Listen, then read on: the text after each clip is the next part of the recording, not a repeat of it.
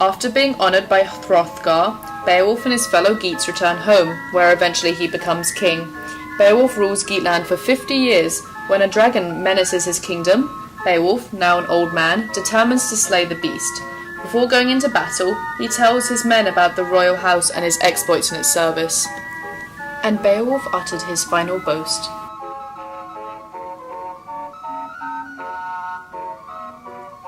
Then Beowulf rose, still brave, still strong, and with his shield at his side and a mail shirt on his breast, strode calmly, confidently toward the tower under the rocky cliffs. No coward could have walked there.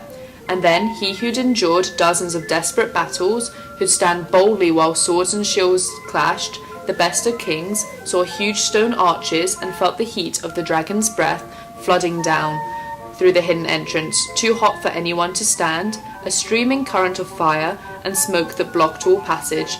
And the Geats' lord and leader, angry, lowered his sword and roared out a battle cry, a call so loud and clear that it reached through the hoary rock, hung in the dragon's ear. The beast rose, angry, knowing a man had come, and then nothing but war could have followed. Its breath came first, a steaming cloud pouring from the stone, then the earth itself shook. Beowulf swung his shield into place, held it in front of him, facing the entrance. The dragon coiled and uncoiled, its heart urging it into battle. Beowulf's ancient sword was waiting, unsheathed, his sharp and gleaming blade. The beast came closer. Both of them were ready, each set on slaughter. The Geats' great prince stood firm, unmoving, prepared behind his high shield, waiting in his shining armour. The monster came quickly toward him, pouring out fire and smoke, hurrying to its fate. Flames beat at the iron shield, and for a time it held, protected Beowulf as it planned. Then it began to melt, and for the first time in his life, that famous prince fought with fate against him, with glory denied him. He knew it, but he raised his sword and struck at the dragon's scaly hide. The ancient blade broke, bit into the monster's skin, drew blood, but cracked and failed him before it went deep enough, helped him less than he needed. The dragon leaped with pain, thrashed and beat at him, spouting murderous flames, spreading them everywhere. And the Geats' ring giver did not boast of glorious victories in other wars. His weapon had failed him, deserted him.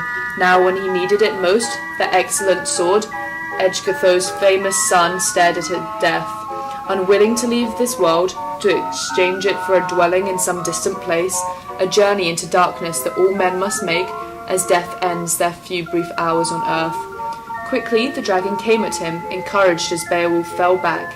Its breath flared, and he suffered, wrapped around in swirling flames, a king before, but now a beaten warrior.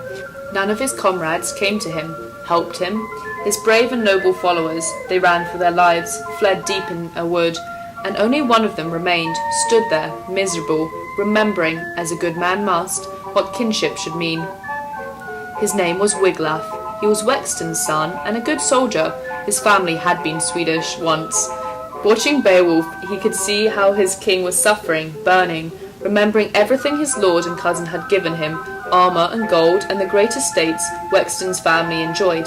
Wiglaf's mind was made up. He raised his yellow shield and drew his sword, an ancient weapon that had once belonged to Ornella's nephew, and that Wexton had won, killing the prince when he fled from Sweden, sought safety with Hedred, and found death.